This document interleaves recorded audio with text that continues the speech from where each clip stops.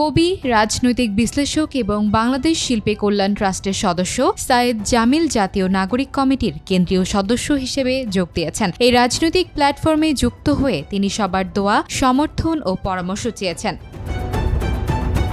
ফেসবুকে দেয়া এক পোস্টে এই খবর জানিয়ে সায়েদ জামিল বলেন, রাষ্ট্রের একজন কবি হিসেবে আমি সবসময়ই রাজনীতির অংশ ছিলাম। আমার নিজস্ব একটি রাজনৈতিক এজেন্ডা ছিল এবং আমি সবসময় ন্যায় ও ইনসাফের পক্ষে কথা বলেছি, মজলুমের পক্ষে থেকেছি। বর্তমানে আমরা যে ধরনের শাসন ব্যবস্থার মধ্যে আছি, হ্যাঁ, তাতে তো ফ্যাসিস্ট তাড়িয়েও খুশি থাকা যায় না, কারণ কিছুদিনের মধ্যেই এই ব্যবস্থাপনার ভিতর দিয়ে আবার নতুন ফ্যাসিস্ট হাজির হবে।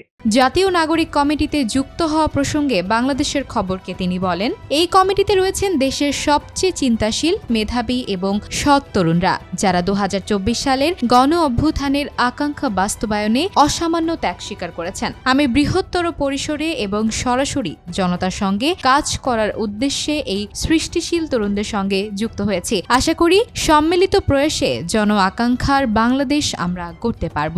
71 থেকে 90, তারপর 24, এই যে ধারাবাহিকতা, গণতান্ত্রিক অগ্রযাত্রায় মানে বারবার জনগণের রক্ত ঝরেছে, যাতে আর কোনো নাগরিকের ন্যায় ও ইনসাফ প্রতিষ্ঠার জন্য রক্ত ঝরতে না হয়, তার জন্য আমরা চাইতেছি নতুন রাজনৈতিক বন্দোবস্ত, যাতে করে আর কখনোই কোনো বাংলাদেশের জনগণকে ফ্যাসিবাদের মুখোমুখি না হতে হয়। নিজের ভূমিকা সম্পর্কে তিনি বলেন, আমি সকলের পরামর্শ ও সমর্থন চাই। যদি কোনো ভুল করি তাহলে আমাকে ধরিয়ে দেবেন। সাইয়েদ জামিলের এই পদক্ষেপকে তার অনুসারী ও শুভাকাঙ্ক্ষীরা স্বাগত জানিয়েছেন।